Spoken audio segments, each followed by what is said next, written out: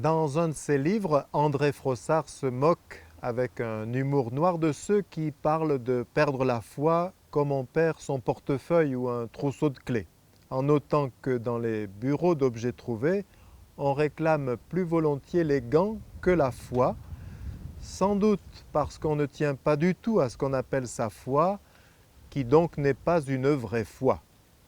Il serait peut-être expédient, écrit-il, d'ouvrir dans les sacristies un bureau des foi perdues où l'intéressé aurait à répondre au questionnaire suivant. Où et quand avez-vous perdu la foi? Indiquez approximativement l'heure et efforcez-vous de circonscrire le lieu. La portiez-vous petit a à la main, petit b sous le bras, petit c dans une valise, petit d sur le dos? Avez-vous signalé en temps utile sa disparition aux autorités religieuses? Ou bien, croyant qu'on vous la rapporterait, n'y avez-vous plus pensé? Décrivez-la. Précisez sa forme, son contenu, sa couleur.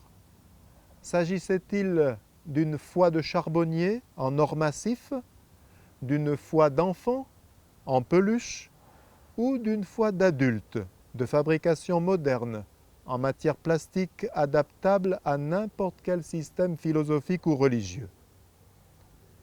Question subsidiaire, tenez-vous beaucoup à la retrouver? Question importante, quoique subsidiaire, tant il est démontré que l'on fait moins de démarches pour retrouver la foi que pour retrouver son parapluie. Savez-vous que l'un des mots hébreux que l'on traduit par croire est le mot amen? Étymologiquement, ce mot signifie s'appuyer sur. Il évoque la solidité, la sûreté, la sécurité. Ainsi, quand on dit amen, cela signifie c'est du solide. Je peux dire oui.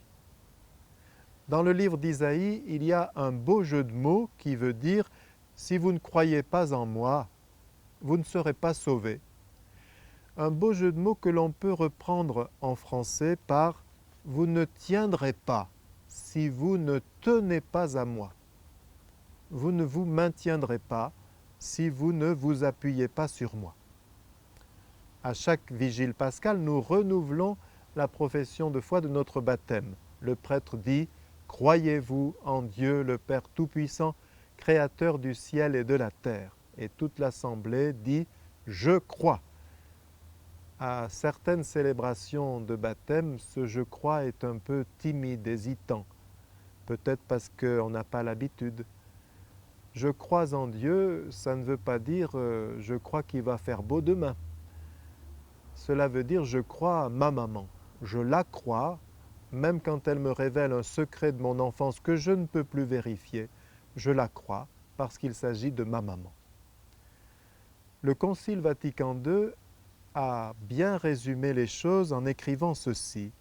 À Dieu est due l'obéissance de la foi, par laquelle l'homme s'en remet tout entier et librement à Dieu dans un complet hommage d'intelligence et de volonté à Dieu qui révèle, et dans un assentiment volontaire à la révélation qu'il fait.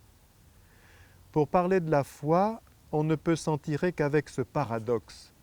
La foi, c'est 100% un don de Dieu et c'est 100% un acte libre, personnel, volontaire, conscient de l'homme. Alors, imaginons un jeune père de famille qui joue avec son petit Jérémie.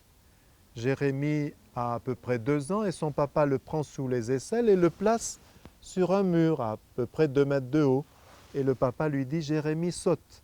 Et Jérémie n'hésite pas une seule seconde. Il plonge dans les bras ouverts de son papa et il lui dit « Encore, encore, encore !»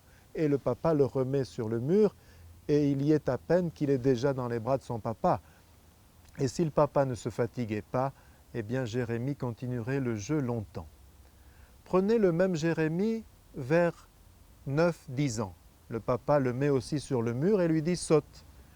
Déjà, Jérémie va dire « T'es sûr que t'es assez costaud? T'es sûr que tu ne vas pas me lâcher ?» Et le papa assure que non. Jérémie saute. et il se rend compte en effet que le papa, c'est du solide. Prenez le même maintenant à 13 ans. Jérémie va dire à son papa, « T'es sûr que c'est drôle ?» Prenez le même à 15-16 ans.